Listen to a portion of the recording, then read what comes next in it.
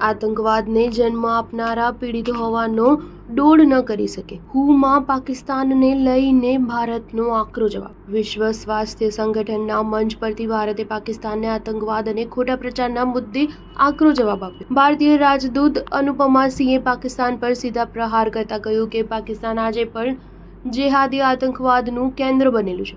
પાકિસ્તાન આતંકવાદને પોષે છે. પાકિસ્તાન આતંકવાદને જન્મ આપે છે. તે પીડિત હોવાનો દોડ કરી શકે નહીં. આતંકવાદી હુમલાઓના પ્રાયોજકો અને આયોજકો સીધા પાકિસ્તાનની ધરતીથી કામ કરે છે. ભારતીય પ્રતિનિધિએ પણ સ્પષ્ટ કર્યું છે કે પાકિસ્તાન વારંવાર સિંધુ જળ સંધિને લઈને ખોટા પ્રચાર કરી રહ્યું છે. પાકિસ્તાન સિંધુ જળ સંધિ પર જૂઠ ફેલાવે છે, જ્યારે ભારત સંધિનું સંપૂર્ણ રીતે પાલન કરી રહ્યું છે. જણાવી દઈએ કે 22 એપ્રિલે પહલગામ આતંકવાદી હુમલો થયો હતો. ત્યારબાદ ભારતે ઓપરેશન સિંદૂર દ્વારા તેને બદલો લીધો. ભારતે પાકિસ્તાન અને પીઓકેમાં 9 આતંકવાદી ઠેકાણા પર હુમલા કર્યા, જેમાં જૈશ-એ-મોહમ્મદનું હેડક્વાર્ટર પણ શામેલ હતું. સ્ટાર ન્યૂઝ 7 હંમેશા સચ્ચાઈની સાથે.